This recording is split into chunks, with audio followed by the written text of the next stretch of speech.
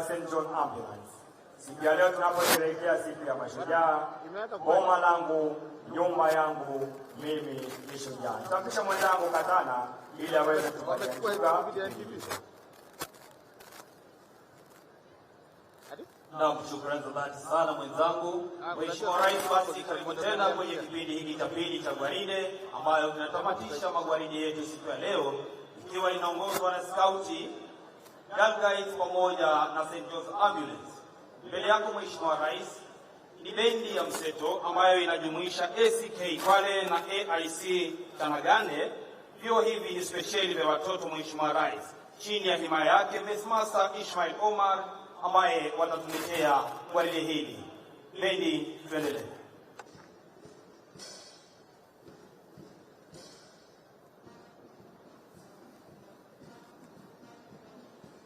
Mheshimiwa Rais, bendi hii inaweza kutuchezea nyimbo za kizazi kipya, nyimbo zilizopendwa na pia vile vile nyimbo za enzi, ambapo siku ya leo wataweza kuhakikisha hatua zote zilizoko kwenye gwaride hili la maskauti zinaenda sawa sawia.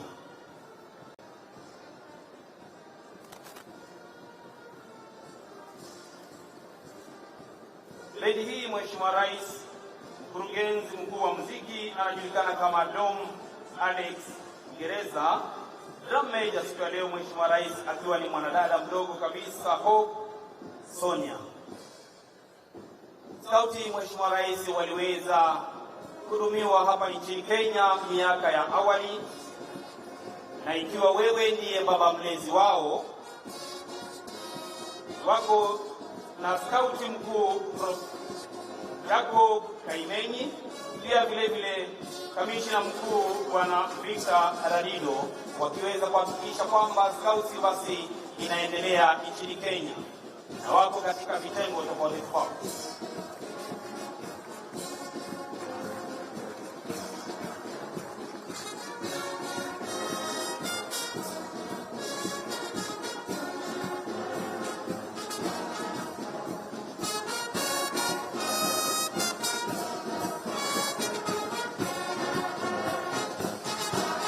Basi kikundi cha kwanza Mheshimiwa Rais kinachopita mbele yako ni sungura, rangi yao ikiwa ni rangi ya manjano, miaka 6 hadi 12, wanasema do your best.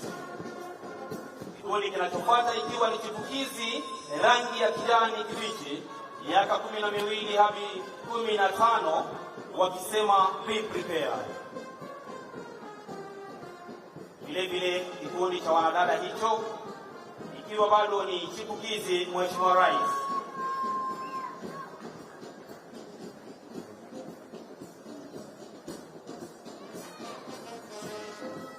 kinachofuata Mheshimiwa Rais ni kikundi cha mwamba wakiwa wamevalia rangi ya maruni kwenye shingo, miaka 16 hadi 18, wanasema look wide.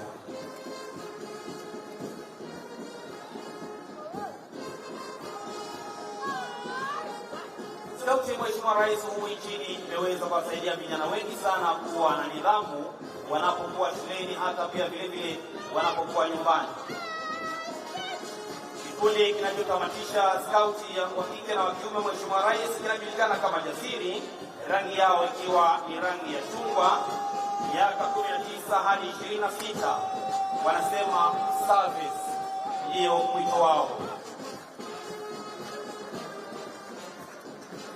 Vile vile Mheshimiwa Rais, inayofuata ni bendera ya Guides wakiwa chini ya himaya zake mama mlezi, mama wa taifa Bi Rachel Ruto, kamishna mkuu Bi Teresia Chebet Maina, mkurugenzi mkuu wa kitaifa Mr. Gadiga, mwenyekiti wa bodi Honorin Kilagat. Kikundi cha kwanza Mheshimiwa Rais wanajulikana kama Brownie, wakiwa mahiri kabisa wakitembea kwa umaridadi. Kikundi cha pili kijikana kama Guides wanapita mbele yako Mheshimiwa Rais.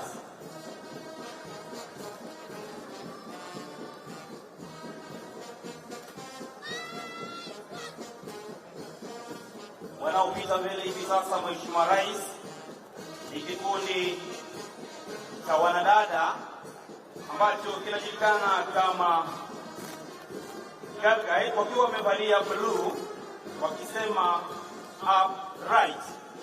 Mheshimiwa Rais, inayotufungia gwaride la Galgai ni kikundi Rangers wakiwa wamevalia navy blue, miaka 18 hadi 35, na inayotufungia gwaride hili ikiwa kikundi cha kwanza cha wanaume ni St. Ambulance ambao wanajulikana kwa kazi yao ya huduma ya kwanza nchini Kenya. Kikundi cha kwanza ikiwa ni Dolphin, miaka 13 hadi 18 kuradi.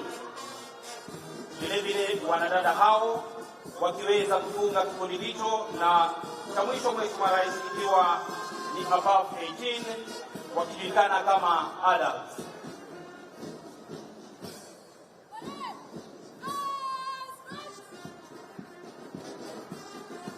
Basi ndani yetu kwa kuweza kupromosha muziki hiyo na kuhakikisha hatua hizo zinafuata, Mheshimiwa Rais wanatoka na wimbo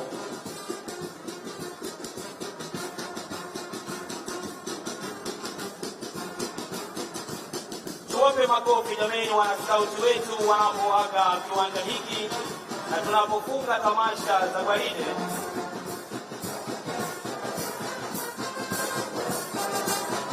Wanasema na kuremba na maskari.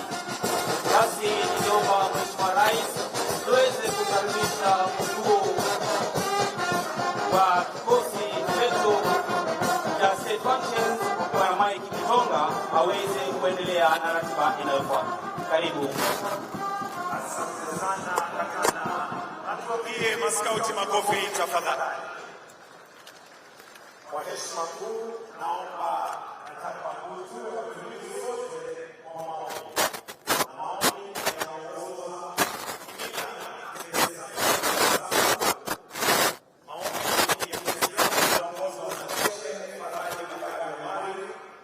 na atakaye kufungia kurasa za maombi ni Reverend Musoma kwa maombi.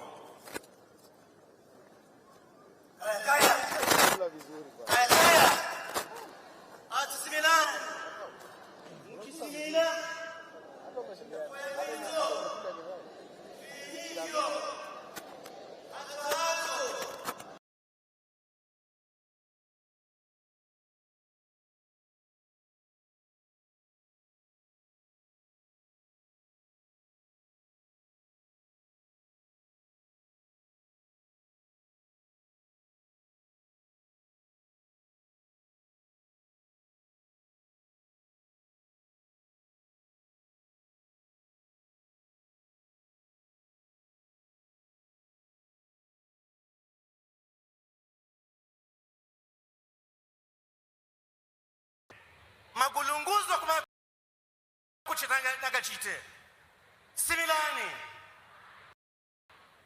Jina la Mwenyezi Mungu mwingi wa rehema mwenye kurehemu.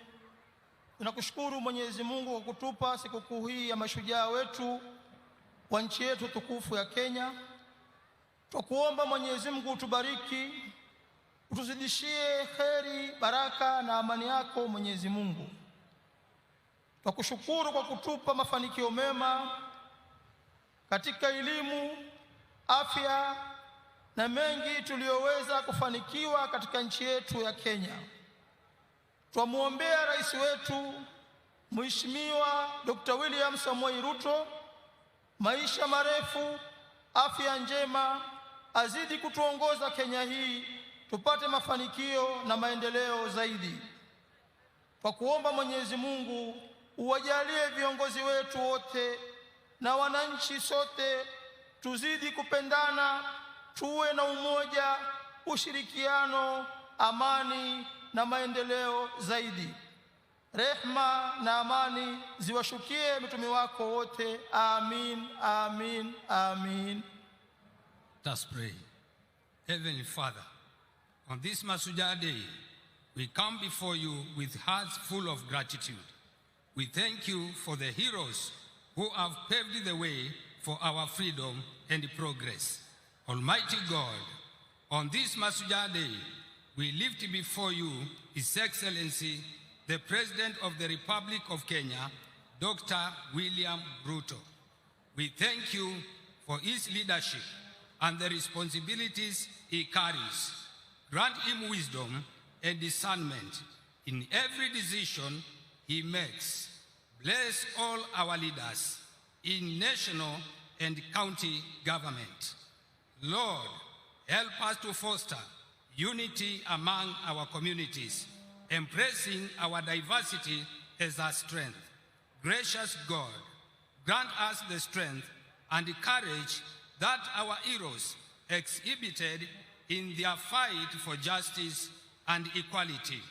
Let their examples remind us to stand firm in our conviction and pursue what is right. Dear Lord, as we remember those who have fought for our freedom, we also pray for the future generation. Instill in them the values of bravery, integrity, and service. In closing, we ask for your blessing upon our nation.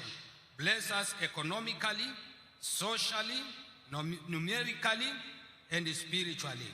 In Jesus' mighty name, we pray and believe.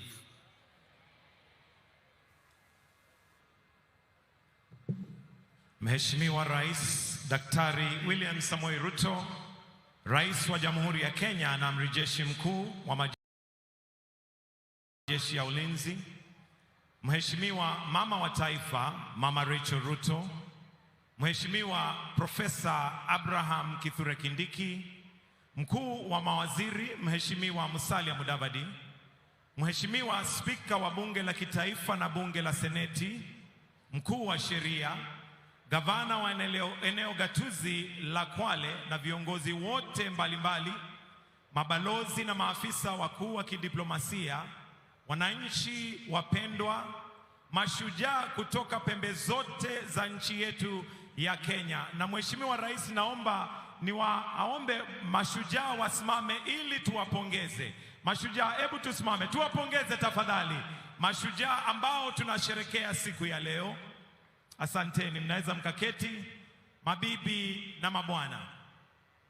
Mheshimiwa Rais, kwa niaba ya kamati andalizi ya tamasha hii siku ya leo ya mashujaa, naomba unikubalie tuweze kuingia kwa kipindi cha burudani, na wakaribisha wenzangu Boni na Beatrice wawakaribishe kwa kipindi cha burudani. Karibu.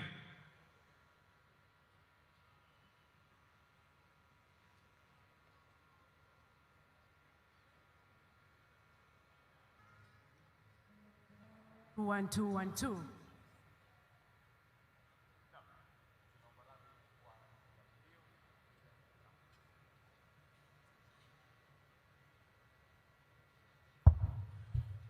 Mheshimiwa Rais, tunaomba radhi kwa hitilafu hiyo ya kimitambo, lakini hata hivyo, Mheshimiwa Rais, burudani ya leo imetiwa vikorombwezo na viungo vya kuvutia mithili ya pilau na biriani. Mheshimiwa Rais, burudani hii imegawanywa kwa daraja mbili.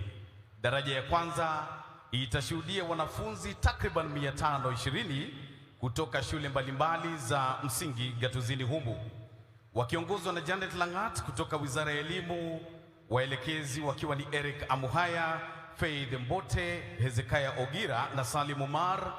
Wanafunzi hawa wataunda miundo ya kupendeza na yenye mafunzo tele kulingana na kauli mbiu ya sherehe za mwaka huu ambayo ni boma yangu, nyumba yangu, mimi ni shujaa. Hiyo ndio itakuwa daraja ya kwanza.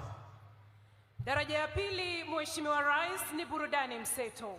Tutaanza na mchezo wa kuigiza wenye mada boma yangu. Mchezo huu utafuatwa na shairi lenye mada Kenya inaendelea, kabla ya wasanii tajika kutoka gatuzini humu kuteka uga huu kupitia nyimbo zao maarufu. Mheshimiwa Rais, sijui kama unaofahamu wimbo mimi ni mzabibu, baba ni mkulima. Pia utatumbuizwa na taarabu, mtindo ambao ni maarufu sana hapa Pwani. Hitimisho ya burudani ya leo, Mheshimiwa Rais, itakuwa ni densi ya Sengenya. Watoto, iwapo mko tayari sasa, uwanja ni wenu. Wanakwale wa Kenya kwa jumla, tuwakaribishe watoto uwanjani kwa shangwe Makofi na vigelegele.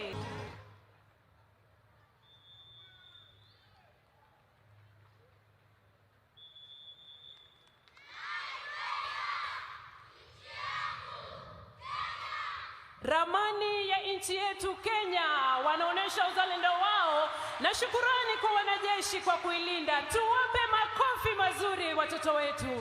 PPMC Production.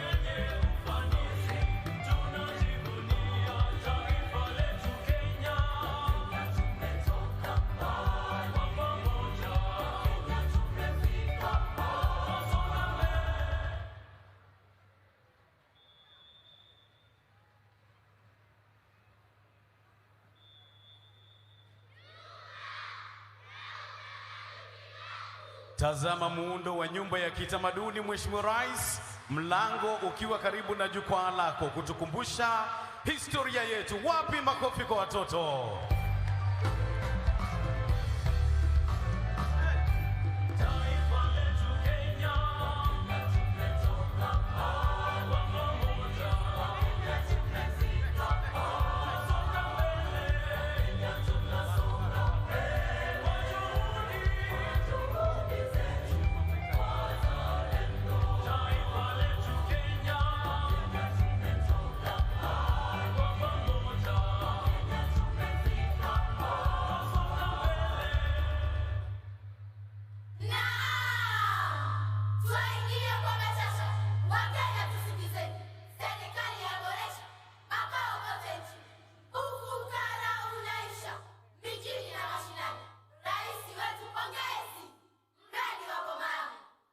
Muulize mwenzako, nyumba hii mwahitaji kwa lugha ya mama?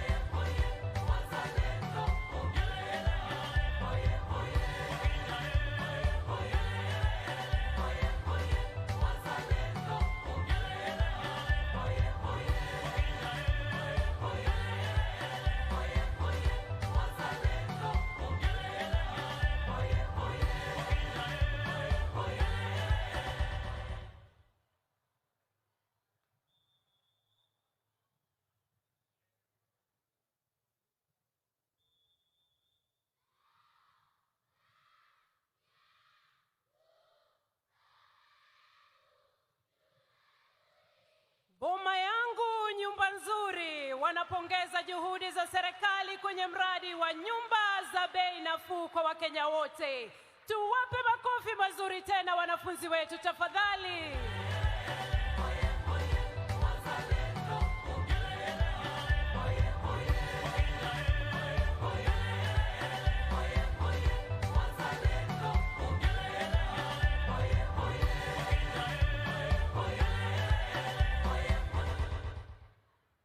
Seremala shika nyundo,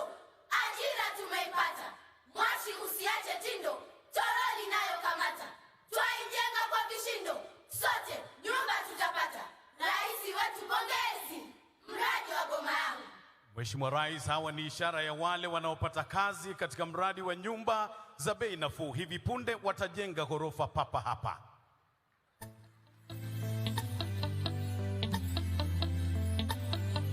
Leo inavyomeremeta,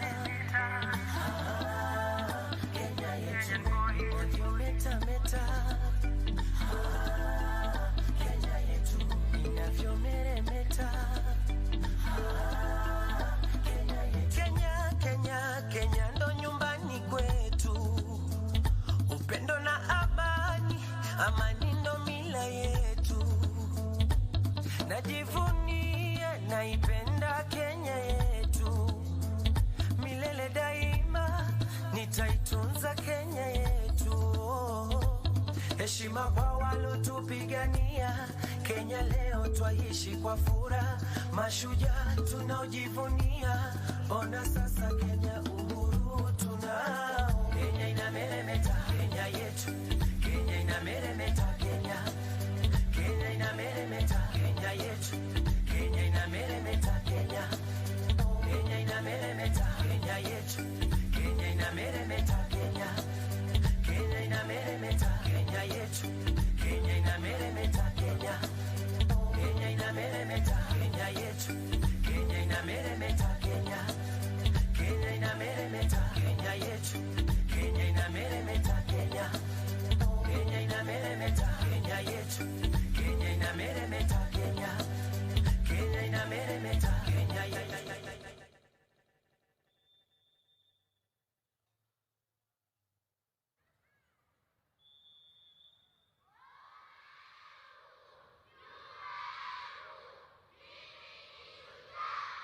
Ya Mheshimiwa Rais, jengo ndilo hilo la ghorofa 4, mlango ukiwa karibu na jukwaa lako, na sasa hivi litafunguliwa rasmi hapa Mheshimiwa Rais. Ukiangalia wapi makofi na vigelegele. Kenya inameremeta, Kenya inameremeta, Kenya yetu, Kenya inameremeta, Kenya inameremeta, Kenya yetu, Kenya inameremeta, Kenya inameremeta, Kenya yetu, Kenya inameremeta, Kenya inameremeta, Kenya yetu, Kenya inameremeta. Jumba langu oneni, sasa limefika juu. Hodi hodi twabisheni, ufunguo ndio huu. Wakenya jisajilini, nyumba za bei nafuu. Eti nyumba za bei nafuu. Chukua nyumba za bei nafuu. Jisajili nyumba za bei nafuu. Rais wetu, pongezi, mradi wa boma yangu. Hivi sasa Mheshimiwa Rais, kijana huyo mwenye koti zito ana azma ya kuwa rais kama wewe. Sasa anakwenda kufungua jengo hili ambalo ni nyumba za bei nafuu. Anachukua makasi, anakata utepe, tumshangilie kwa makofi. Anakabidhiana ufunguo, anaingia ndani kufanya ziara. Mheshimiwa Rais, pale ndani kuna bedsitters, kuna 1 bedroom, kuna 2 bedroom, na zote zina stima na maji na zimesafishwa kweli kweli. Wapi vigelegele wananchi? Kenya inameremeta, Kenya. Tuwape makofi mazuri watoto wetu wanapoondoka uwanjani baada ya burudani hiyo kubwa. Makofi mazuri wananchi. Wakenya na tuamke. Na kama unaipenda Kenya, na kama unaipenda Kenya, Kenya nchi ya amani, Kenya nchi ya upendo.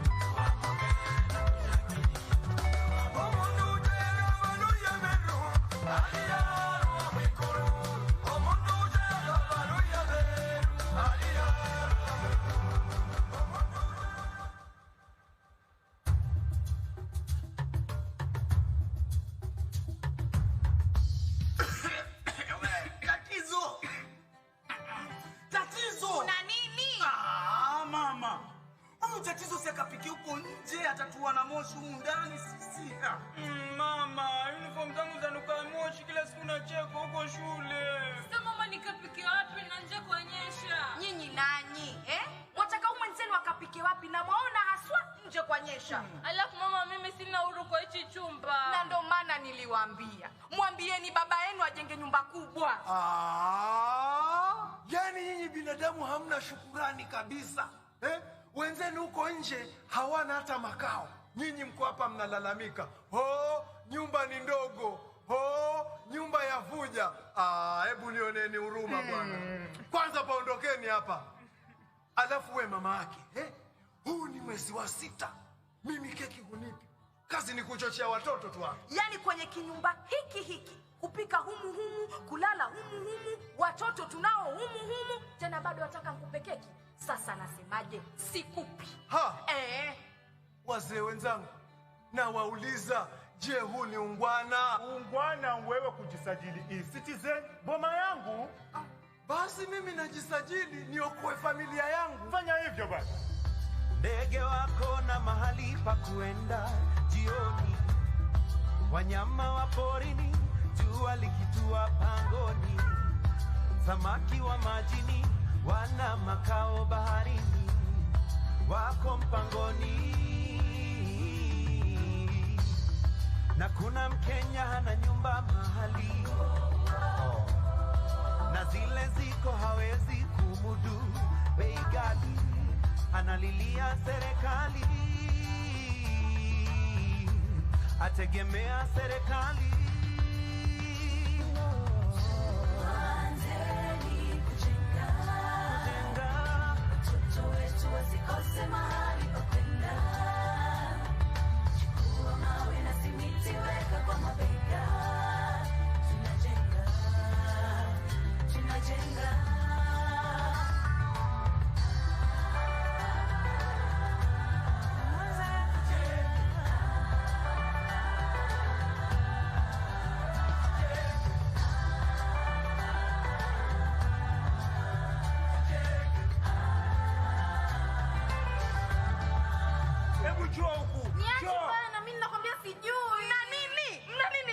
Si usiku zote juu kuflash show bana. Wewe nawe huko kuflash umekujulia wapi kama si humu ndani? Hebu nenda kamfundishe mwenzako jinsi ya kuflash. Hebu twende ukulione. Bwana Mwamadi, karibuni kwa boma langu bwana. Karibuni.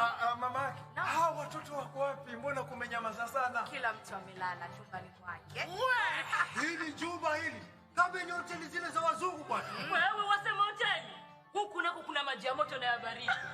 Na chumba cha wageni kiko wapi bwana? Mamadi, mimi nimewaleta kwa hii boma yangu ili mulione na nyinyi mkasajiliwe mupate boma yenu kama hii bwana. Kama ni hivyo bwana, pia na mimi niko ndani ya huo mpango. Hata mimi niko. Na wewe mume wangu ndio shujaa wangu. Asante mke wangu. Na rais wetu ndio shujaa wetu. Haya, twendeni niwapeleke kwa huu mpango bwana. Mtalala kwa nyumba za matope hadi lini? Tunajenga. Kenya si kama zamani, sasa nina boma langu.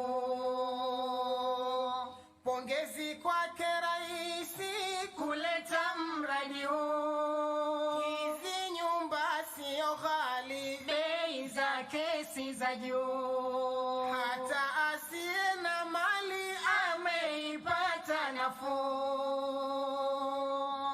Kenya si kama zamani, sasa nina boma langu.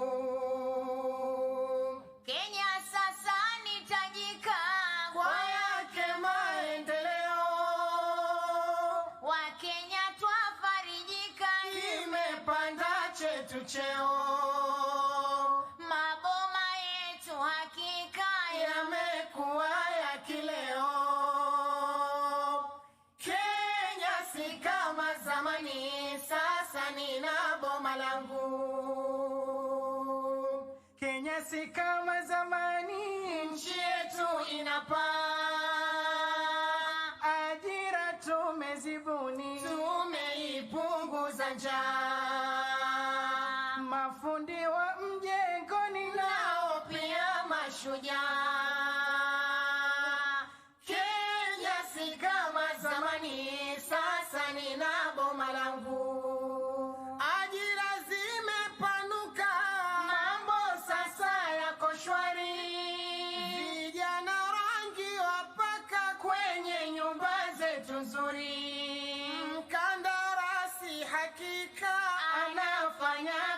vizuri.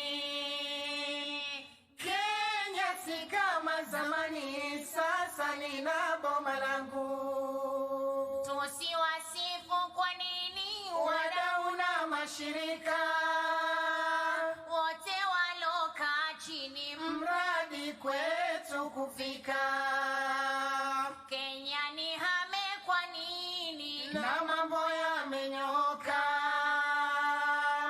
Kenya si kama zamani, sasa nina boma langu. Mbele nitatarajia Kenya izidi kupanda.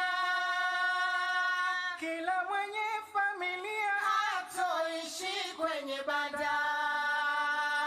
Hakuna tena udhia wa watu kurandaranda. Kenya si kama zamani, sasa nina boma langu. Sasa tunalo jukumu la kulinda nyumba zetu ili zipate kudumu warithi wa watoto wetu. Hii siyo kazi ngumu, umoja ndo ngao yetu. Kenya si kama zamani, sasa nina boma langu.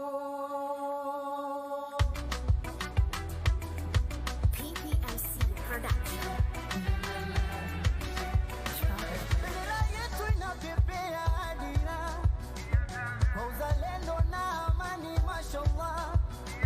Mimi na wewe tushikane kishujaa, taifa letu ngao yetu inang'aa. Uongozi bora, Kenya imeimarika, imetia bora hadi kimataifa. Twapambana, twashikana, sote pamoja, twasikizana.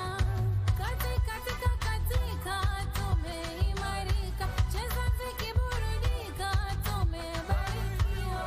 Peace, love and harmony. Kenya, my national team.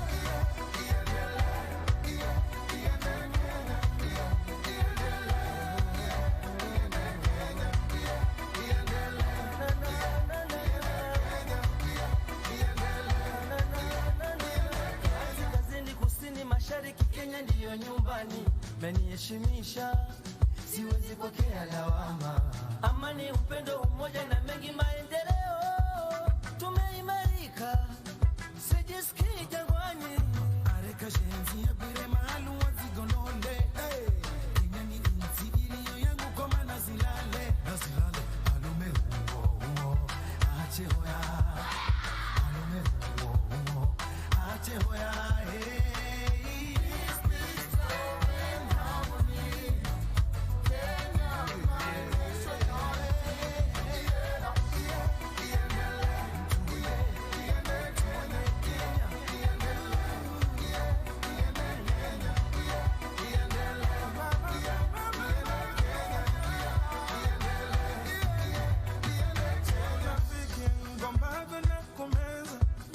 Mapigo ya moyo wangu yanadunda vyema.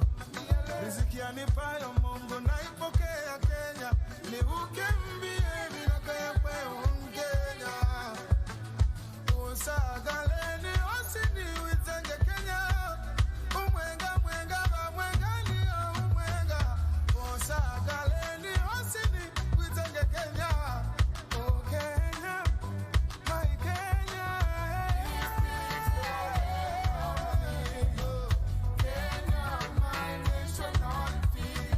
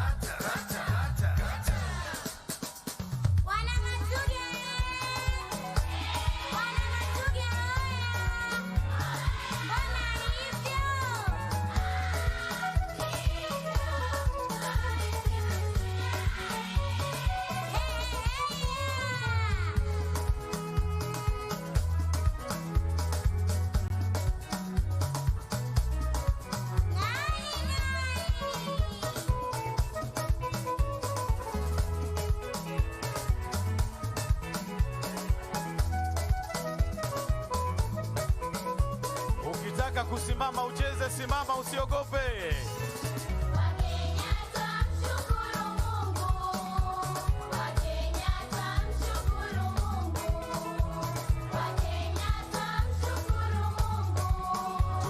Tusimame jamani.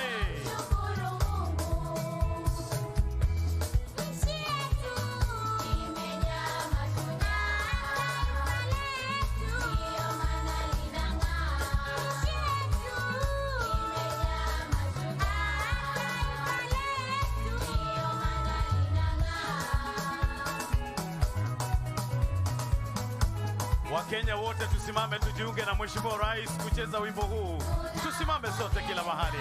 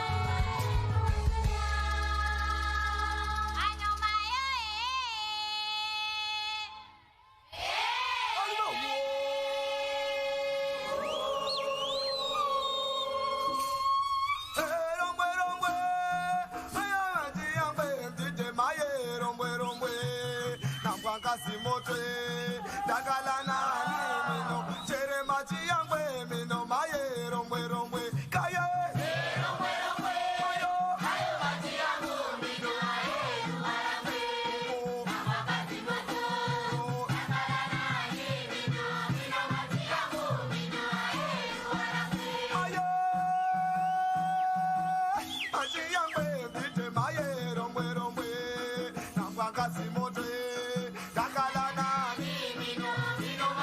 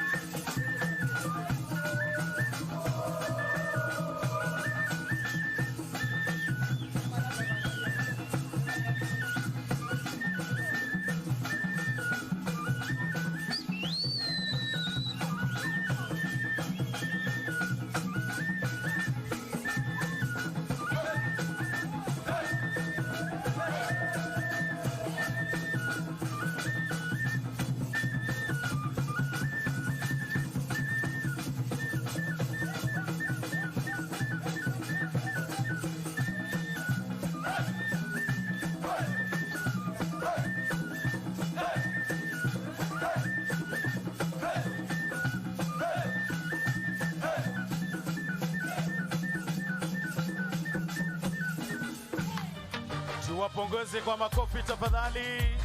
Na kwa densi hii ya Sengenya, Mheshimiwa Rais, tunafika mwisho wa burudani yetu kama ilivyokarabatiwa na PPMC ikiongozwa na Daktari Donald Otoyo. Na hivi sasa tunawakumbusha tu wananchi kwamba leo saa 8:30 alasiri kutakuwa na mechi za soka papa hapa, tusikose kurejea. Basi moja kwa moja kwa Mike Gitonga. Asante sana, tuwapigie makofi tena tafadhali kwa hiyo kipindi cha burudani. Asanteni, asanteni. Mheshimiwa Rais, kwa onyesho hilo ndipo tunakunja jamvi la tamasha yetu ya burudani leo tunaposherekea mashujaa wetu. Kauli mbiu ya sherehe yetu ni boma yangu, nyumba yangu, mimi ni shujaa. Mheshimiwa Rais, sasa niruhusu ni mwalike katibu katika idara ya kitaifa ya makazi ama ukipenda nyumba, PS Charles Hinga, anene machache kabla tuendelee. Naomba tumpigie makofi katibu wa idara katika housing, Charles Hinga, karibu.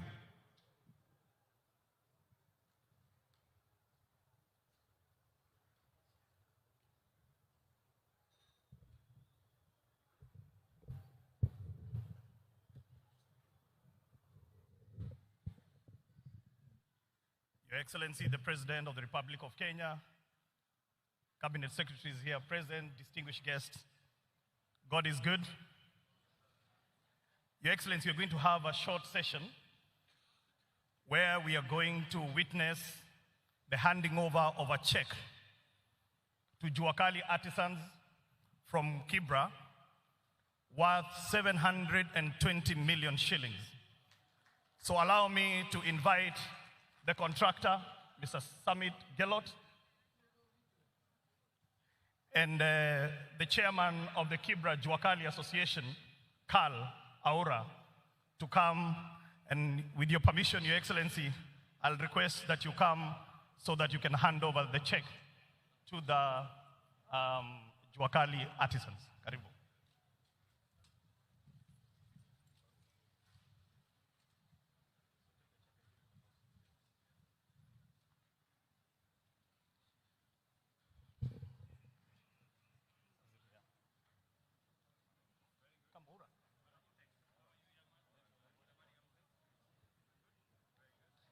$720 million shillings to do doors, windows, balustrades. This is real work, and it will benefit about 300 Juakali artisans in Kibera. Makofi tafadhali. Thank you so much, Your Excellency. Your Excellency, the affordable housing program is not about 4 walls and a roof. It is about dignifying our people, and it is about giving opportunity to many unemployed Kenyans. Your Excellency, as you will see, the Juakali Association of Kibra is just but a fraction of what we have provided to all the Juakalis. In all our 75 active sites in the country, the Juakalis, the local Juakalis are being involved. And so far, we have given them 4.4 billion shillings worth of work. And Your Excellency, in 2022, you said that one day this country is going to look like a construction site. Indeed, it is looking like a construction site. Your Excellency, at the heart of this program are people. People that have dreams and aspirations.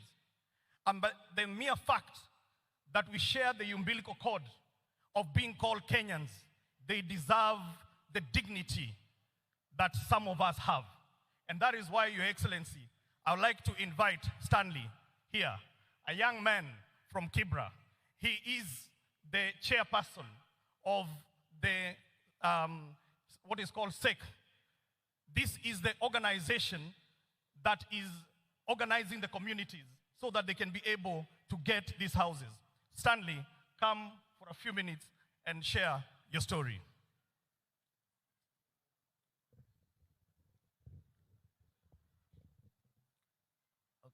Your Excellency, the President of Republic of Kenya, Dr. William Samoei Ruto, and all protocol observed. Wacha ni waamkue. Amjambo.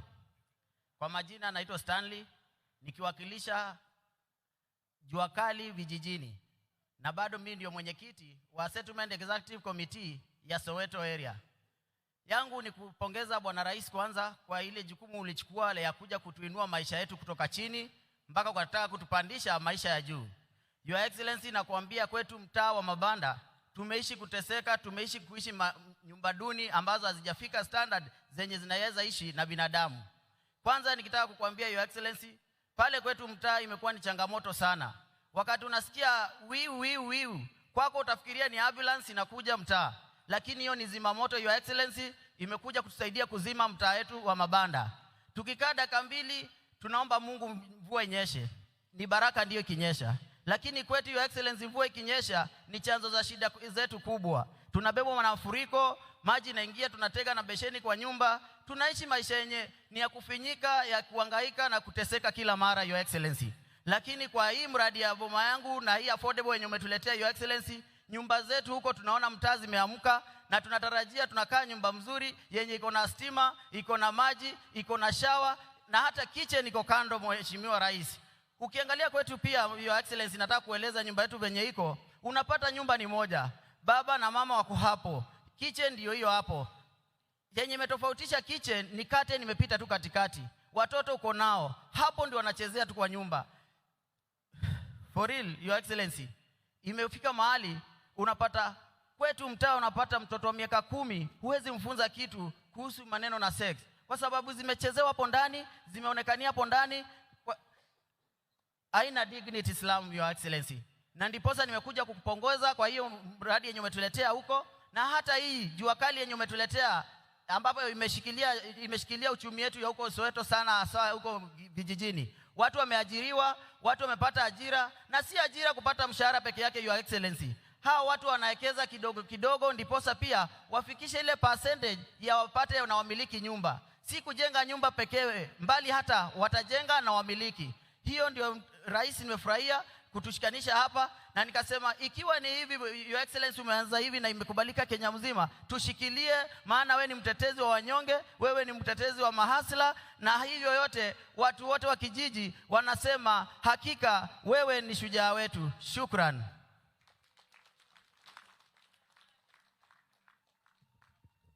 Asante sana Stanley kwa hayo maneno ambayo yametoka kwenye roho. Your Excellency, allow me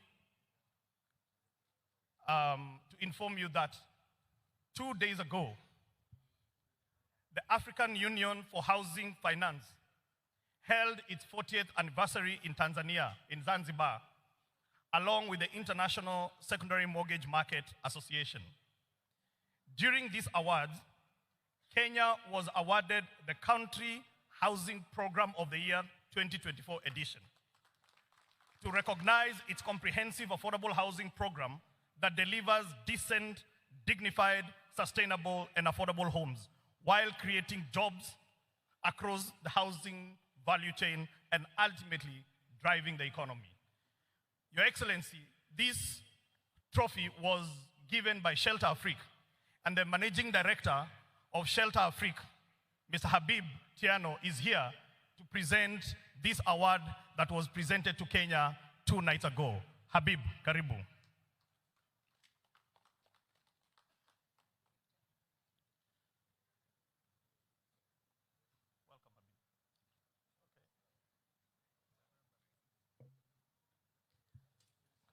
Your Excellency, the whole world is recognizing.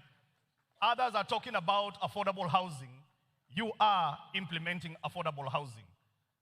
We will see many people coming to benchmark here, the same way people go to Singapore and other places to benchmark. And you have become the global champion for affordable housing. Thank you so much, Your Excellency.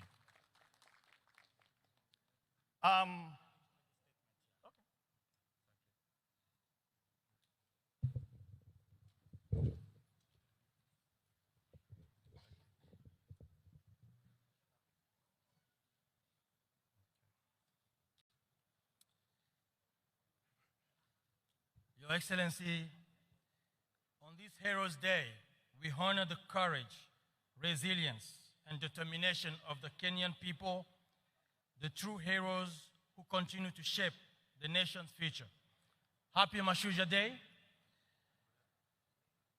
Your Excellency, I'm honored to congratulate you on Kenya's recent recognition this week, 2 days ago, at the Affordable Housing Awards, AHA 2024, of the African Union for Housing Finance 40th Anniversary Gala in Zanzibar, Tanzania, of which Shelter Afrique Development Bank is a proud partner. At the AHA Awards of the AUHF, Kenya was awarded the Best Country Housing Program across the continent for 2024. Shelter Afrique Development Bank, SHAFDB, in partnership with the African Union for Housing Finance, congratulates Kenya and the people of Kenya, and indeed, Your Excellency, the President, the various government agencies involved, Ministry of Housing, Lands, Public Works, and Urban Development, in particular, the State Department of Housing, for this significant recognition, and pledge our commitment as SHAFDB to being a key partner in the delivery of the affordable housing programs in Kenya. Once again, congratulations, and we're looking forward to replicate this model across the continent. Excellency, thank you very much, and congratulations.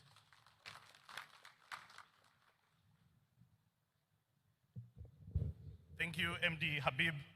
And Your Excellency, just to recognize that Kenya is the biggest shareholder of Shelter Afrique.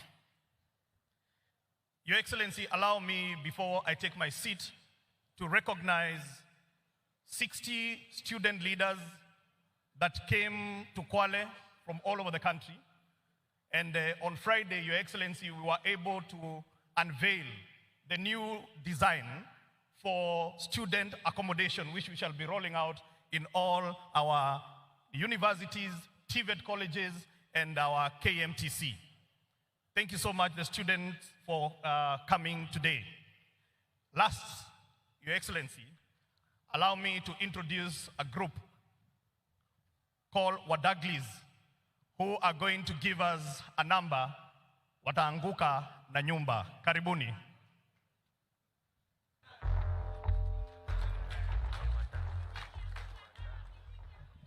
Haya, tuwapongeze wakianguka nayo. Tumemwona His Excellency pia anaanguka nayo. Your Excellency, sasa kwa heshima naomba nimwalike gavana wa Kwale, Her Excellency Fatuma Mohamed Achani, ili aweze kunena machache. Tumpigie makofi akija. Karibu gavana.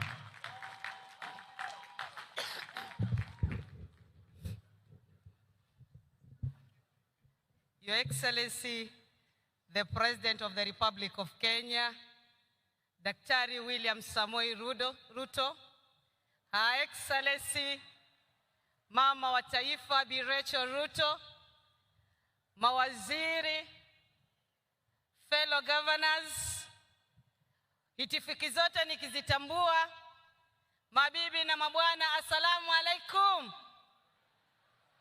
Bwana asifiwe. Sumilani. Your Excellency, I would like to take this opportunity to first thank you, the Almighty Allah, for enabling us to be here today. Secondly, I want to extend my heartfelt gratitude to the President of the Republic of Kenya, Dr. William Samoei Ruto, for seeing it fit to bestow this great honor of hosting a national celebration, Mashujaa Day in Kwale. Watu wa Kwale wana furaha kwa kutuheshimisha Mheshimiwa Rais.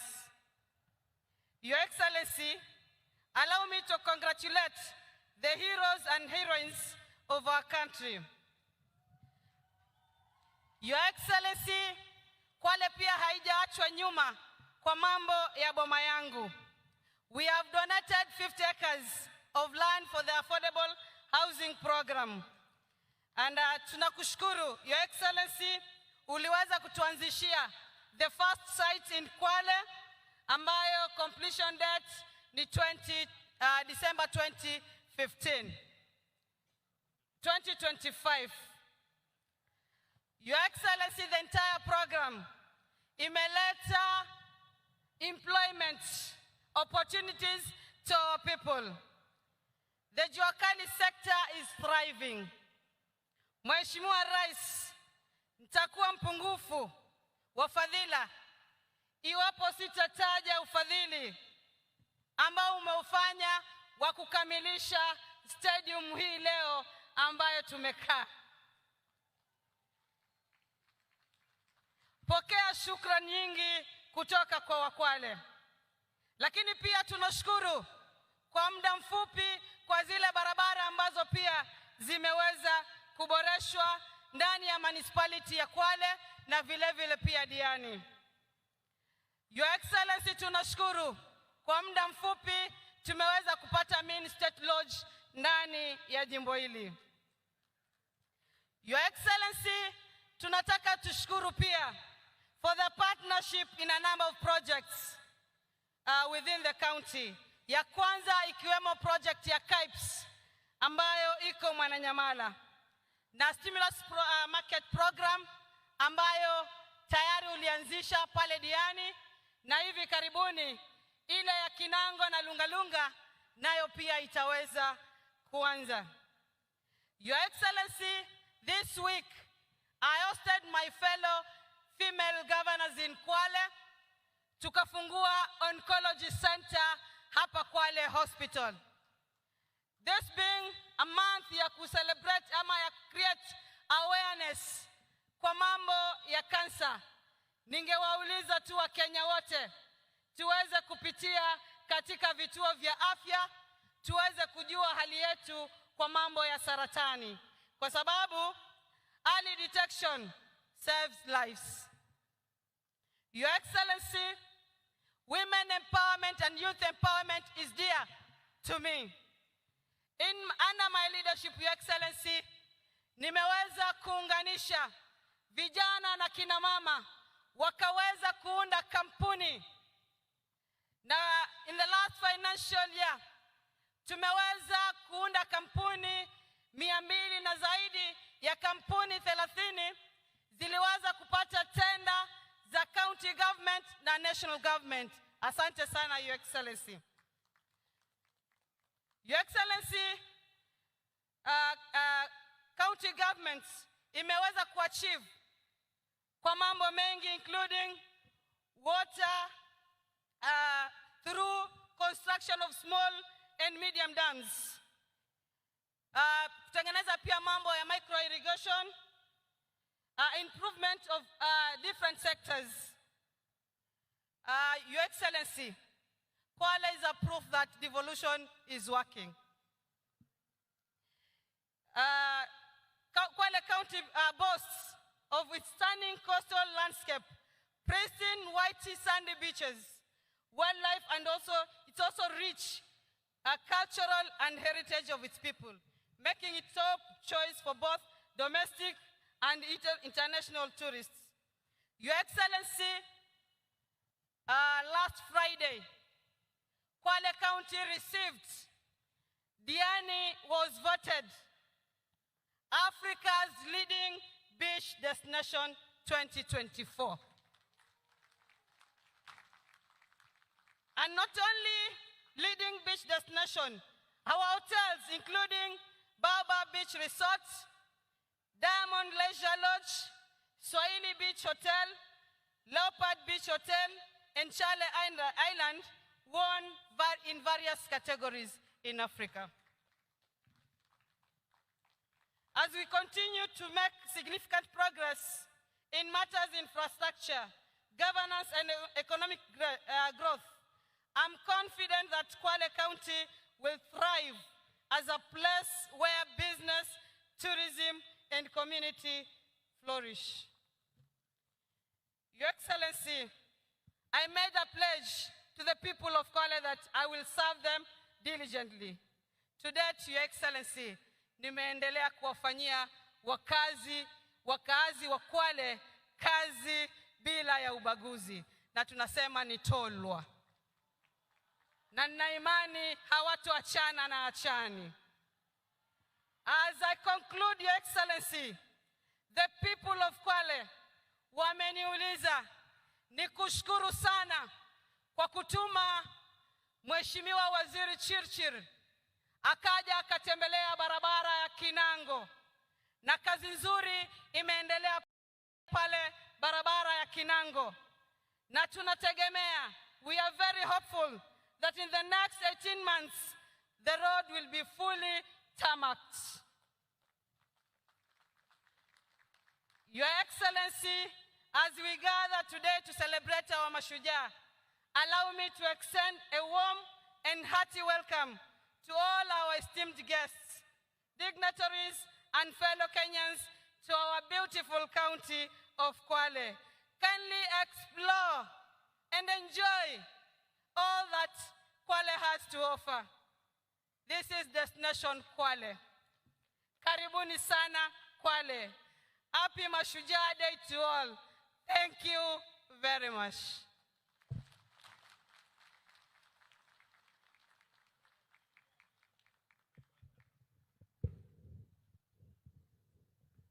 Tumpigie tena makofi. Nasikia hapo wanasema hatuachani na achani. Wapi makofi ya governor? Asante sana governor. Your Excellency, with your permission now, allow me to invite His Excellency, the Prime Cabinet Secretary, Honorable Musalia Mudavadi, who will in turn invite His Excellency, the President. Tumpigie makofi tafadhali. Welcome, sir.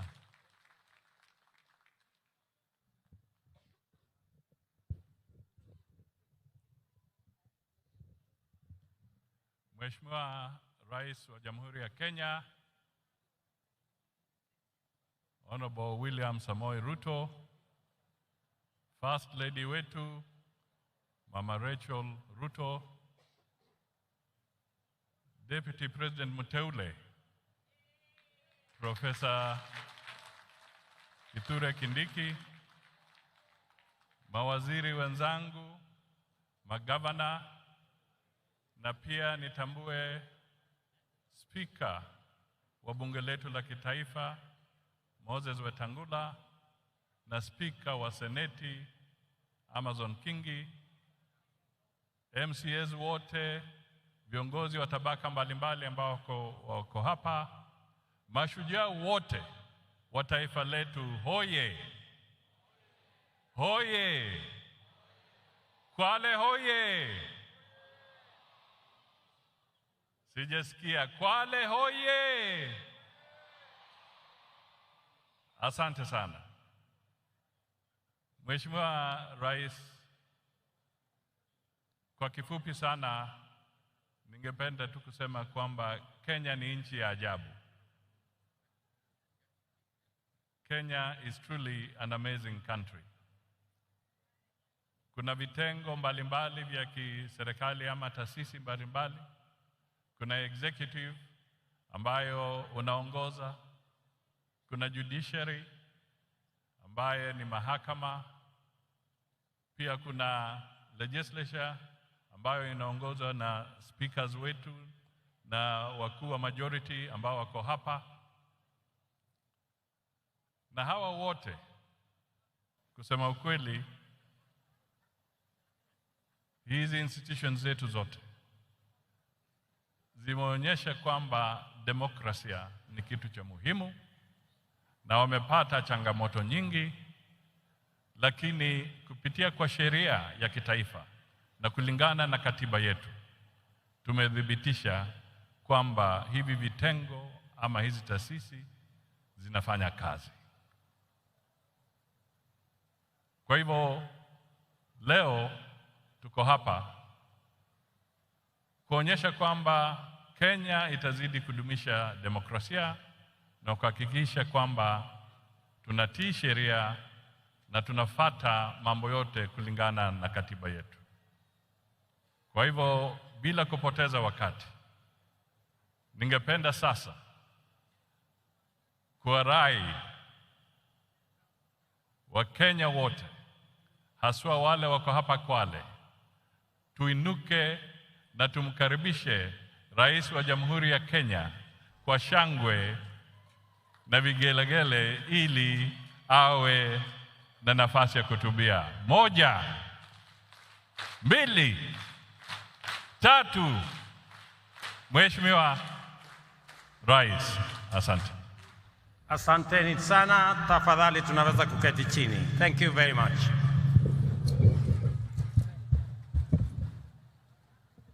Viongozi wote wenzangu na watu wa Kwale, hamjambo. Kwale hamjambo. Kwale, assalamu alaikum. Bwana Yesu asifiwe. Similani, Mjisilila, Malamazo, Mbula ya Pego, Mloganji, Similani. Ndugu watu wa Kwale, kwanza nataka niwapongeze wananchi wa Kwale na wananchi wa taifa letu tunayoipenda Kenya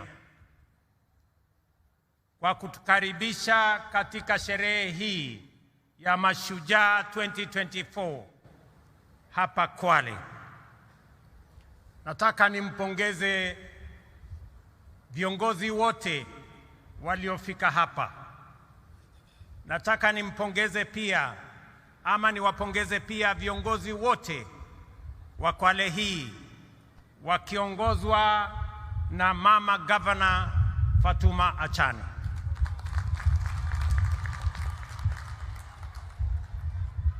Kama kungekuwa na taswishi yoyote kwamba mama Muislamu anaweza kuwa kiongozi na awe governor, sasa hiyo taswishi imeondoka kwa sababu Fatuma Achani ni governor wetu wa hapa Kwale. We can now confirm without a doubt that women leadership has a firm place in the Republic of Kenya. Pia leo asubuhi tumekuwa na jambo la kihistoria tena. Kwa mara ya kwanza katika taifa letu, mwanajeshi mama kuongoza sherehe hii.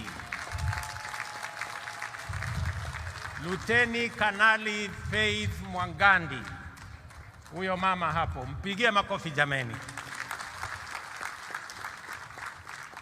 Kudhihirisha tena kwamba mama wanaweza kufanya kazi zote. And that is why we, the people of Kenya, are proud defenders of our freedom and aspire to become and remain free and sovereign. These were the foremost attributes of the first generation of freedom fighters who faced the monster of imperial domination with unflinching courage and commitment to prevail, even if it cost them everything, including their very lives. From them, we have a fine model that has inspired generations of selfless patriots and continues to inspire us today as we do our part in nation building. From them, we have learned that to be free, we must be united as one family that draws its strength from the unique contribution of its diverse members, and that we must see each other as equals, treat each other justly, and leave no one behind.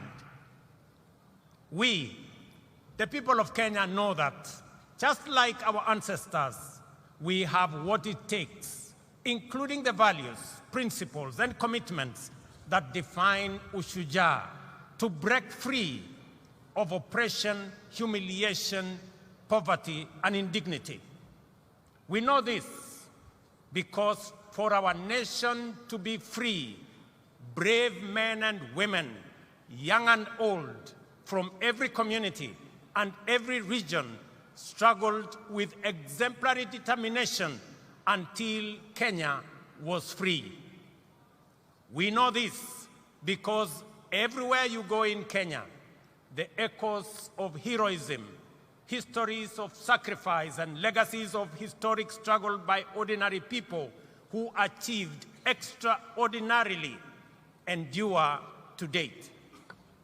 Our heroes did not hail from one village or speak one language. Our heroes are numerous and diverse, united by a principled commitment to confront an unjust, exclusive, and oppressive system in pursuit of a noble vision of national liberation.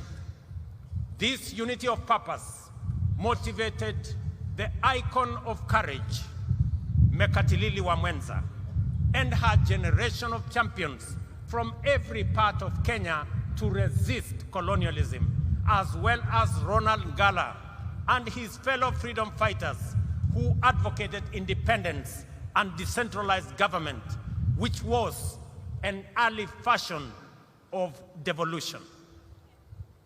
In confronting colonialism, Mekatilili wa Mwenza did not seek to free her village or region from occupation by a community.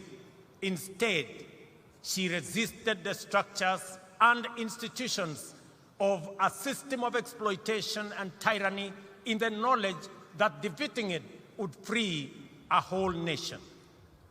This is the same spirit embraced by our freedom fighters, such as Otenyo Nyamantere and Mora Ngiti from Kisii, Wanameme Masinde in Bungoma, Oigo Paul Agwech and Oyuko Fipi Ambio in Kisumu, Igogi Teresa Kiambi in Meru, Kalondu Matheka Mbalu in Makueni, and many others.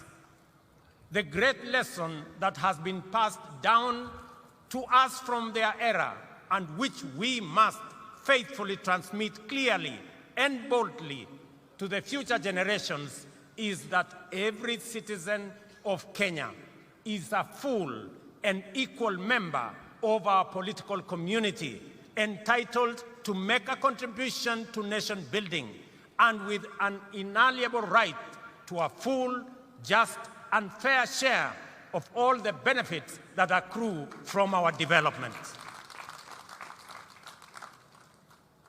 No proposition to discriminate or to unjustly diminish one while enlarging another's right is admissible anywhere. Therefore, any formula seeking to exclude, alienate, or disenfranchise any person, group of community for any reason is repugnant to the very essence of our nationhood. We are one people, and Kenya is one united, indivisible, and sovereign nation. Ladies and gentlemen, freedom came at great cost and was won against overwhelming odds. It called for a capacity to embrace immense sacrifice and willingness to pay the ultimate price. We remember them and appreciate their sacrifices. We recognize their achievements and acknowledge that the nation we have today, with its past history and future prospects, is a legacy of their work, commitment, and life. Every day, the Constitution commands us to honor our freedom fighters who struggled heroically to bring freedom and justice to our land by living up to the spirit of Mashujaa in the way we relate with one another, pursue our vocations, and build our nation.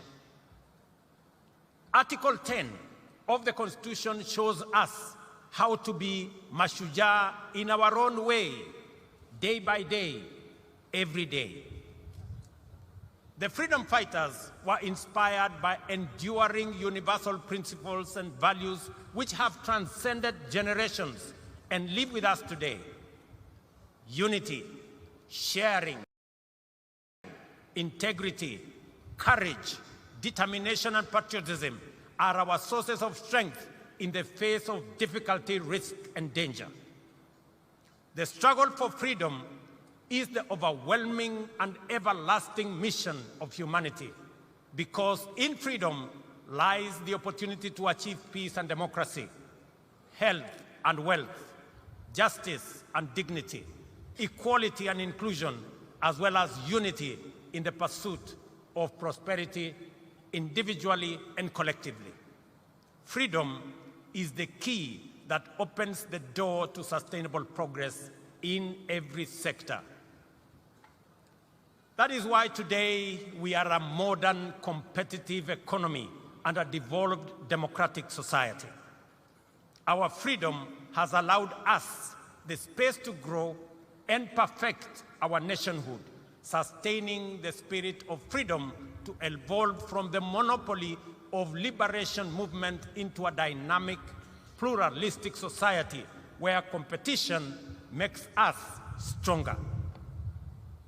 Since the ultimate goal of freedom is sustainable development, the heroic struggle of our time must focus on achieving this through inclusive growth. The Mashujaa of our era calls for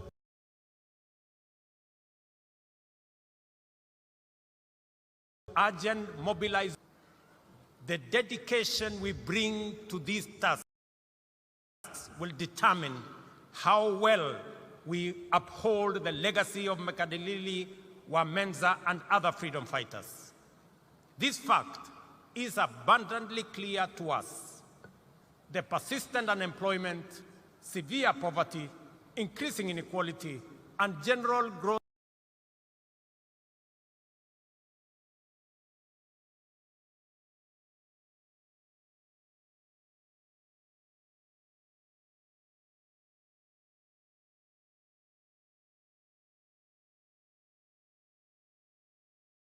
by increasing investments in infrastructure development, essential service delivery, and the productivity of key strategic sectors.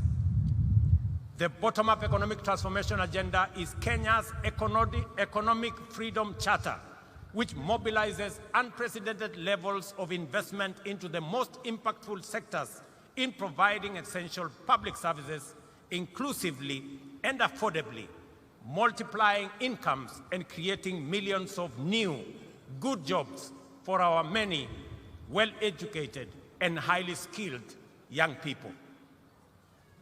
The priority sectors identified as the strategic pillars of the bottom-up economic transformation agenda have enabled us to galvanize the national development agenda by mobilizing local and foreign investments, significantly improving the reach, efficiency, and impact of services, and creating jobs at a sustained incremental rate.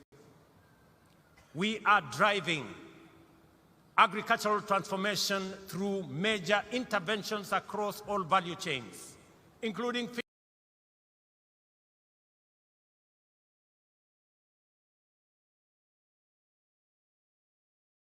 fisheries and aquaculture, horticulture and food crops, livestock, beekeeping, and rangeland development.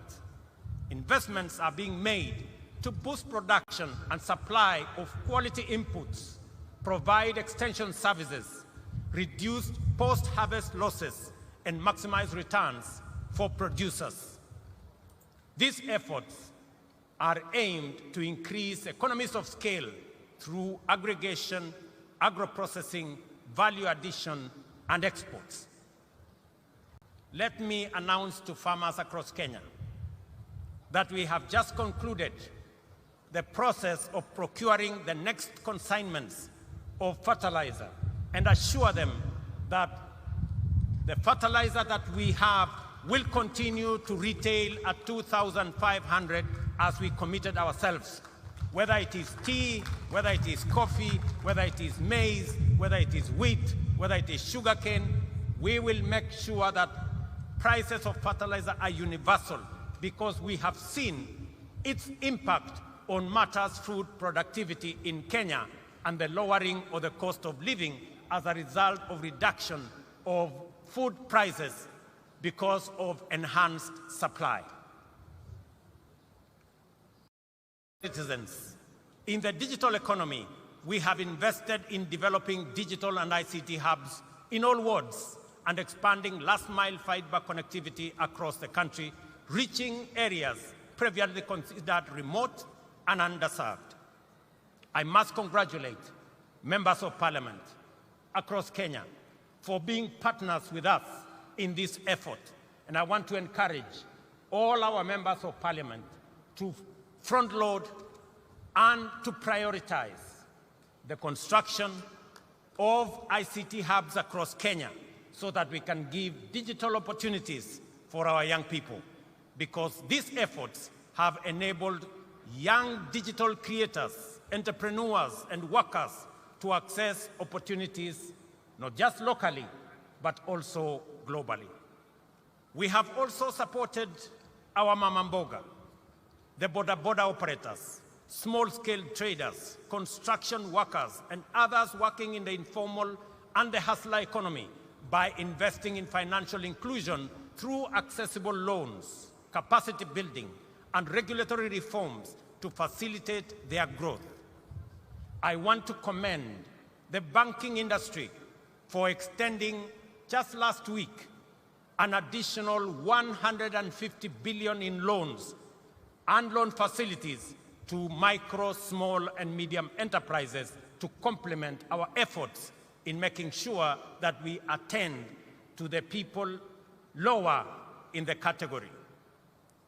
To achieve universal health coverage, we have transformed the provision of health care to enable all Kenyans access promotive and preventive services in addition to curative services. First, under an all-inclusive social health framework, and also through programs like Afya Bora Mashinani, which has onboarded over 100,000 community health promoters who provide health care directly to people in their homes.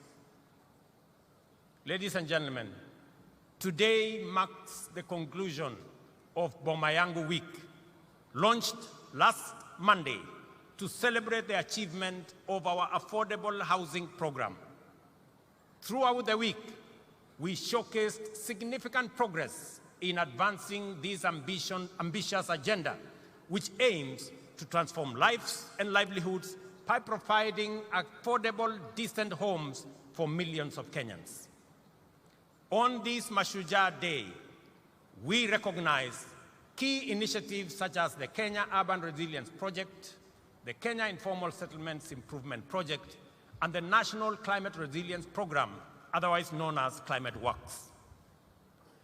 Under our bottom-up economic transformation agenda, we are committed to striking a major blow for the freedom struggle of our time by eradicating the shame of hunger in the land of plenty, taking decisive measures to significantly reduce poverty, providing all Kenyans with high-quality health care, and enhancing dignity, well-being, and standards of living for everyone. The Affordable Housing Program is central to these efforts, with a target of delivering 200,000 homes annually to meet the growing demands of housing. This initiative aims to tackle the deficit that has left many Kenyans living in insecure, unsanitary, and poorly constructed dwellings, and also fostering the growth of sustainable communities and generating jobs and opportunities across many other sectors. We all know that the future is urban. 60% of our population, not just in Kenya, but globally, will be living in urban areas. That is not a choice we can make. That is what's going to happen. But we can make a choice as to what kind of living, what kind of settlements these 60% of our citizens who will be living in urban areas, how they will live. Either they will live in slums or they will live in decent dwellings. It is our choice and the choice of our generation to make sure that when we undergo this process, which is inevitable, and we have communities that are urban, they will be living in decent livelihoods. The progress so far is remarkable. 124,000 housing units are at different stages of completion across 75 sites in 37 counties. These projects include homes also for the military police. I am happy that the students have participated in designing student accommodation. And congratulations to the students who came, the 60 of you who have participated in that process. Here in Kwale County, I am also happy that the Mashujaa Affordable Housing Project is underway, creating daily employment for over 200 workers. Similarly, the Diani White House project is under construction and is also generating more jobs and more opportunities. Boma Yangu, a key platform in the program, exemplifies our commitment to economic empowerment and improving Kenya's quality of life. This online portal aggregates housing demand with over 547 registered users, of whom 52,000 have collectively saved more than 2.3 billion towards home ownership. These numbers represent real individuals striving to achieve their home ownership dreams. For example, Joseph Cairo from Ruiru, who began saving on Boma Yangu and has now accumulated an impressive 895,000, more than half the cost of a one-bedroom unit. Similarly, Jemima Nyaboke, a businesswoman living with disability in Nairobi, has saved 650,000, steadily and surely bringing herself closer to home ownership. Jane Mumbi Mushina, a widow and a mother of two from Nakuru, will soon move from her rented unit, which costs 1,500 monthly, to her own one-bedroom home after patiently and with determination saving for it. Likewise, David Gagiri, a 44-year-old Juakali artisan and a father of 4, is rearing and nearing the completion of his savings to move into his own house.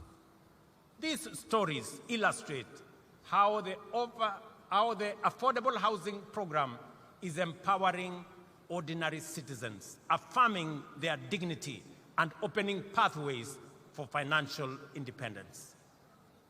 In December this year, just a few months from now, we will achieve a major milestone by handing over 1,080 new studio units at the Mukuru Meteorological Site in Nairobi, with mortgages priced at 3,200 per month. This is to citizens who today pay the same amount but live in a slum. Rent that does not qualify them to own the dwelling finally. The revolutionary dimension of this milestone is that finally, mortgages will no longer be the vocabulary of a lucky few, but an accessible, feasible, and convenient instrument of bottom-up empowerment, making home ownership affordable and therefore attainable. The program's benefits extend beyond housing. So far, the Affordable Housing Program has created over 160,000 jobs throughout the housing value chain. While the industry remains predominantly male, we are working to increase female participation to 30%, up from the current 20%. Our collaboration with the Juakali sector has demonstrated the Affordable Housing Program's significant potential to transform local manufacturing. In Kwale, Over 200 artisans are providing essential services at various sites, fabricating components such as doors, windows, and cabinet fittings. The success of involving worker cooperatives and artisans has strengthened our commitment to support local businesses. You heard the governor of Kwale enumerate the number of companies that now work with us.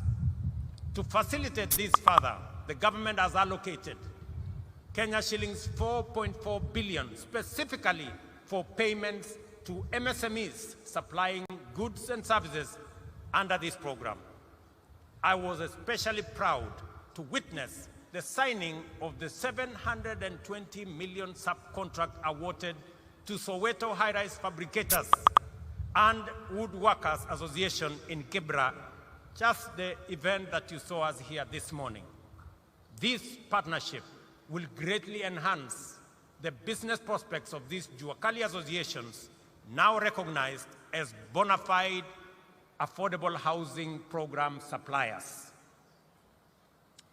Ladies and gentlemen, on this day, it is important for us to remember that the objective of the freedom struggle was for the citizens of Kenya to have full rights and opportunities to live in dignity and achieve a high standard of living with security, health, and wealth. As we implement affordable housing program, therefore, we must at the same time move quickly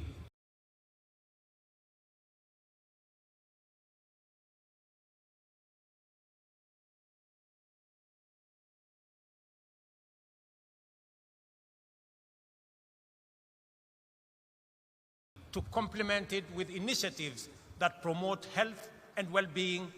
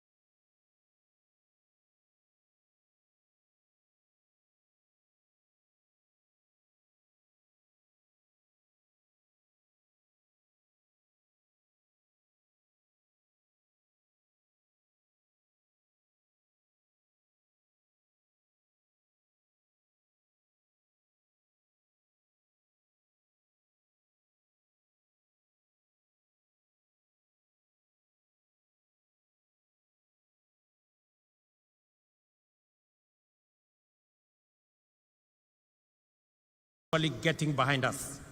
And the space for criticism, skepticism, and pessimism is over. Real change ushers us into unfamiliar places. Transformative change overturns old assumptions and unlocks unprecedented possibilities. Every step into the future takes a measure of courage, and the comfort of the familiar can become a temptation to hesitate or backslide. We have been here before, Kenyans, times without number. Many Kenyans were anxious about the prospects of the freedom struggle and doubted the capacity of our freedom fighters to defeat the formidable power of the empire. Some were afraid that what they saw as an uncertain future in an independent nation, in contrast with the very real, if undesirable, present in an oppressive colony. Later, when challenging the single-party monopoly, many worried that embracing democratic pluralism might destabilize the country and lead to state collapse. More recently, some hesitated as we took a leap of faith into a new dispensation, fearing that devolution could fragment the nation and that strong checks and balances might render the republic ungovernable. Despite these concerns, here we are, stronger than ever, facing the future with greater confidence and building a strong nation that is respected for its positive contribution, not just at home, not just regionally, but also globally.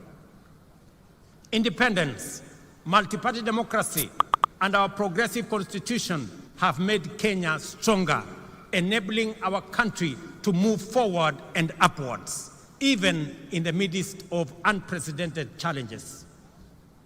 What we have learned from Kenya's history of freedom struggle is this: we must not allow the fear of change to imprison us in the past, and we must have greater faith in our collective capacity to achieve inclusive transformation and usher in progress that leaves no one behind. I call on all Kenyans. I call on all Kenyans to have faith and a little patience. In matters of weeks, or in a matter of weeks, SHIF will be serving us efficiently and making the dream of universal coverage come true. I am aware that during this transition period, employees of the former National Hospital Insurance Fund will be managed in accordance with the provisions of the Social Health Insurance Act of 2023. I want to assure all the former employees and those now serving under our new outfit that no one will lose their jobs, and that I appreciate their dedication and service during this transition. We will make sure that everybody who has served in the former outfit is transitioned into the current outfit. We have implemented strong institutional and strategic measures to extend the impact of universal health coverage by developing the biomedical, pharmaceutical, and medical supplies production industries. To enhance healthcare delivery and ensure the security of medical supplies, the government of Kenya is improving the overall supply chain, starting with capacity upgrades and the establishment of Kenya Medical Supplies Agency regional distribution centers in Kisumu, Embakasi, and Mombasa. Ladies and gentlemen, the Kiswahili saying, mgaga na upwa hali wali mkavu, is an understated hint of the promise held by our blue economy. Because of the Indian Ocean, Kwale County and coastal region as a whole abound with transformative opportunities of an immense magnitude.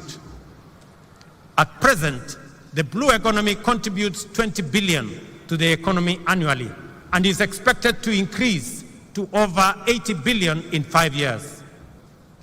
This transformation will create thousands of jobs and stimulate regional economy through increased investment in various industries, enhanced export manufacturing, and expanded overall economic activity.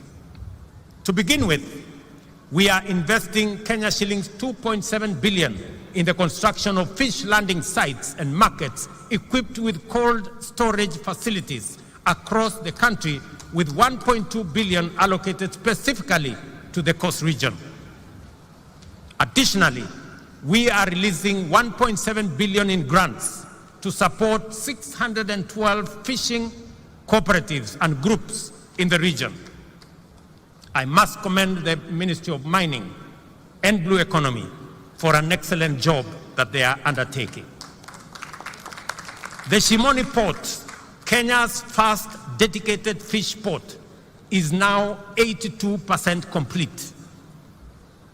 I came to start that project months ago.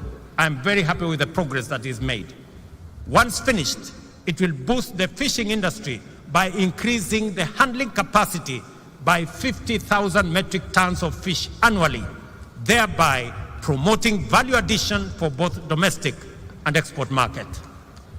To promote and enhance aquaculture and mariculture in the country, the government is investing 2.4 billion, including 1.4 billion allocated specifically for the Coast region in the development of the National Mariculture Resource and Training Center in Shimoni, here in Kwale County.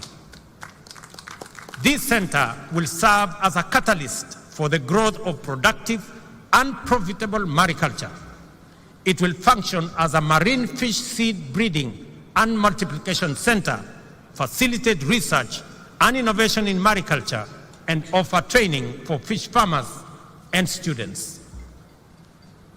To increase fish production and facilitate the transition of fisherfolk to deep water and exclusive economic zone fishing, the government has procured and distributed 123 fishing boats to local communities. And additionally, we plan to acquire deep sea fishing vessels for offshore fishing with a total budget of Kenya shillings 600 million allocated for this purpose this year. Ladies and gentlemen, the affordable housing program, healthcare reforms, and blue economy investments go beyond infrastructure. They embody our commitment to dignity, opportunity, and prosperity for many Kenyans. We invite the private sector to join us and drive up the scale of these initiatives to provide opportunities for more Kenyans to take part in achieving lasting transformation. Together, we are building a brighter future where every Kenyan has the opportunity to thrive and winning the freedom struggle of our time.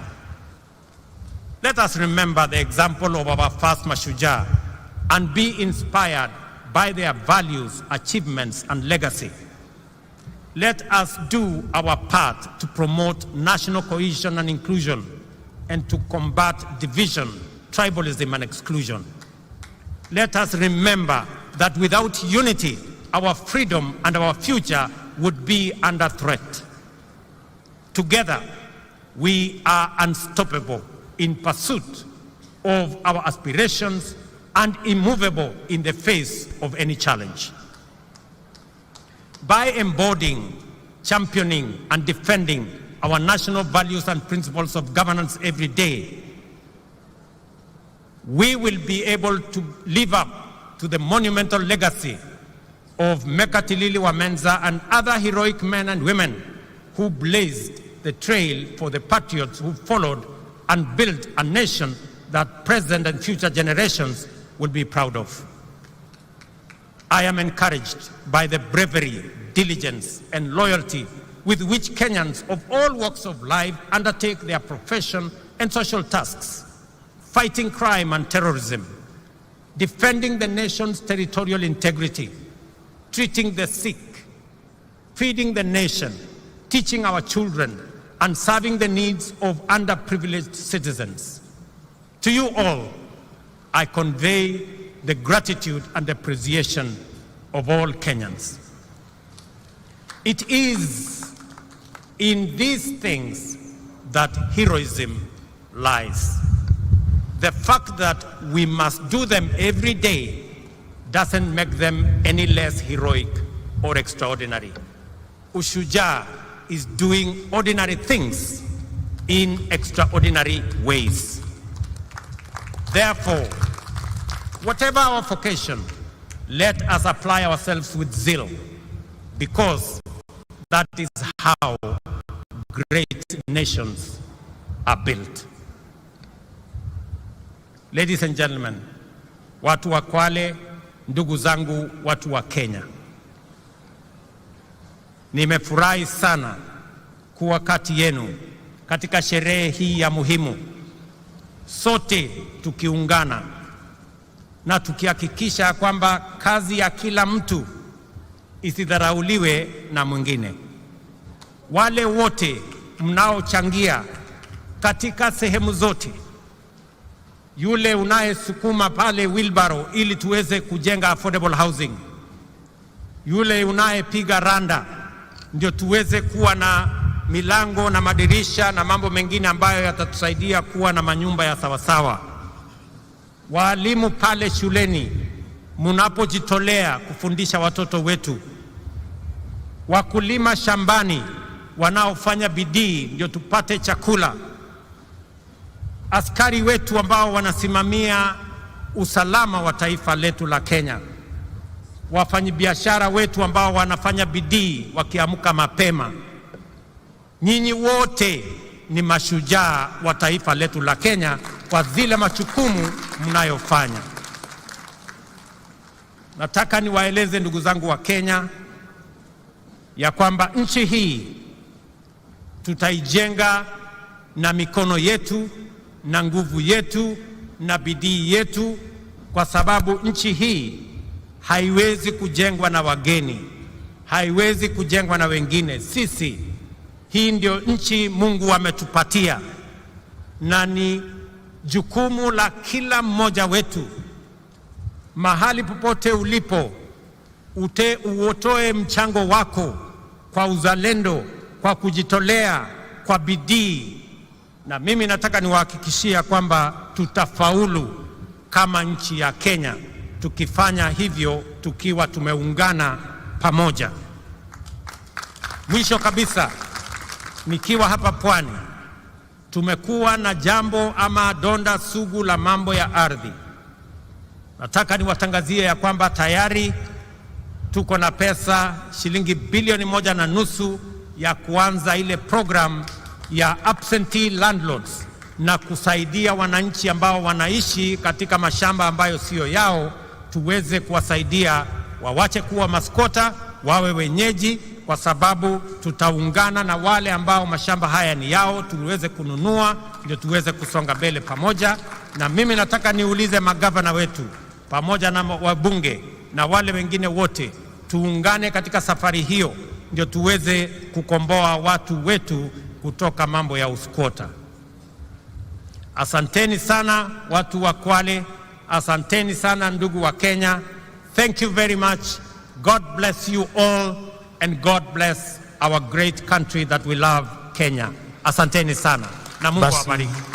Naomba kwa heshima sote tusimame kwa wimbo wa taifa. Kwa heshima sote tusimame kwa wimbo wa taifa.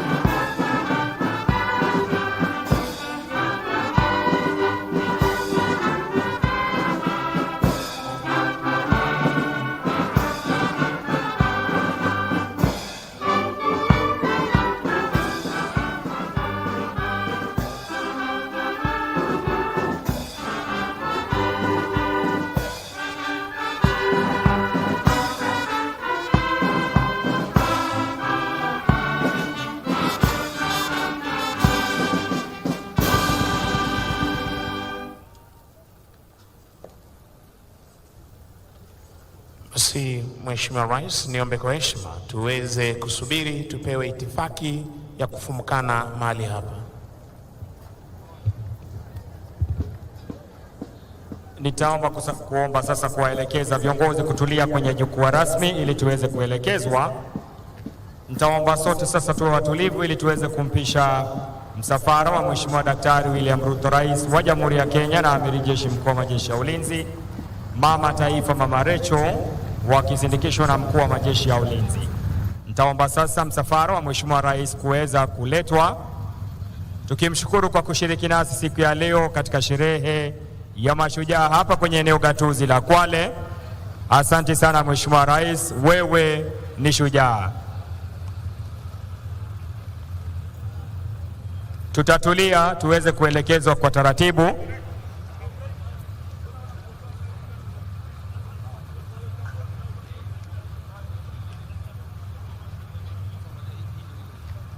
Anaondoka Mheshimiwa Rais Daktari William Ruto, mama taifa. Atasindikishwa na mkuu wa majeshi ya ulinzi. Niombe tu tutulie, itifaki itazingatiwa kadri tutakavyoondoka. Mheshimiwa Rais, shukran, uwe na siku njema. Mkuu wa majeshi ya ulinzi ataondoka, kwa hivyo nitaomba msafara uweze kupita, atafuatwa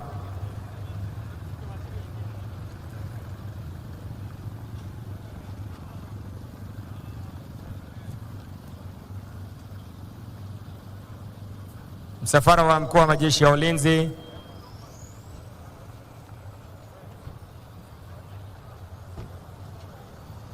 Vilevile gari la Profesa Kithure Kindiki liweze kuingia, gari la mkuu wa mawaziri, the Prime Cabinet Secretary. Mawaziri, magari yenyu yatawachukua mbele, vilevile na makatibu. All the ambassadors and high commissioners, members of the diplomatic corps, you also be pulled. I'll be announcing your procedures to exit. Tupeane nafasi msafara wa magari tafadhali uweze kupita.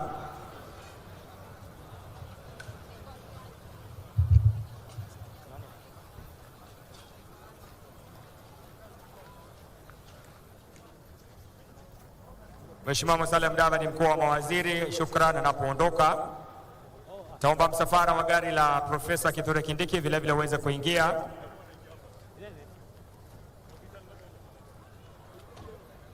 Baada ya profesa kuondoka, wakuu wa vikosi mbalimbali